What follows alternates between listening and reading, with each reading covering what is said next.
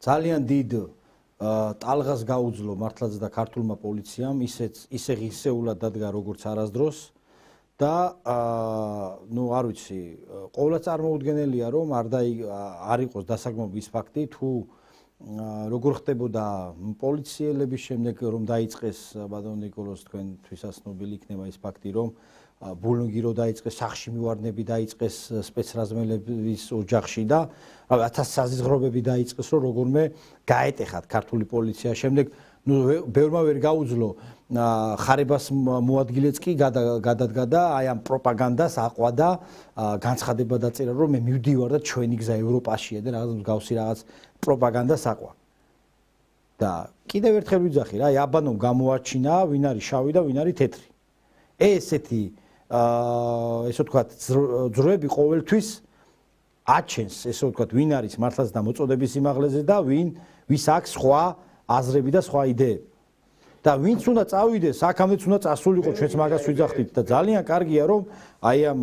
ეხლა ჩვენ გავარჩიეთ რეალურად ვინ არის სახელმწიფოებრივად მოაზროვნე და ვინ არის პროპაგანდას აყოლილი და ვინ არის ეგრეთ წოდებულ რა ქვია ჩანერგილები ვინ არიან იმ დასავლეთიდან რომლებმაც უკვე წლებია კვებავენ და წლებიან მათგან იკვებებიან ყველა ადამიანი რომელიც დღეს სახელმწიფო უწყებებში იყვნენ და ამოიღეს ეგრეთ წოდებული ვითომ და ხმა ყველა იყო ჩანერგილი ეს იყო ფაქტი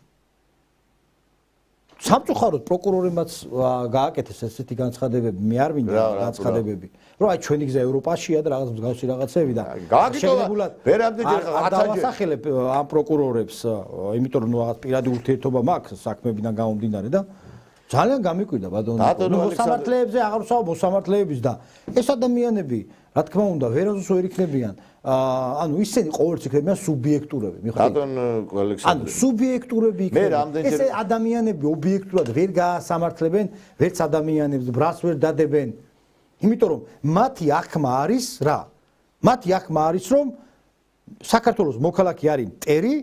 იმიტომ რომ მათ იდეოლოგიას არ იზიარებს შესაძლებელია რომ ამ მოსამართლემ პროცესზე დაუსვას შეკითხვა რომ იყავი თუ არა აქციაზე ან მაგალითად იზიარებ თუ არა რომ ევროპა რა ქვია ევროპაში გაწევრიანება არის ეს უპირველესი ამოცანა და მსგავსი რაღაცეები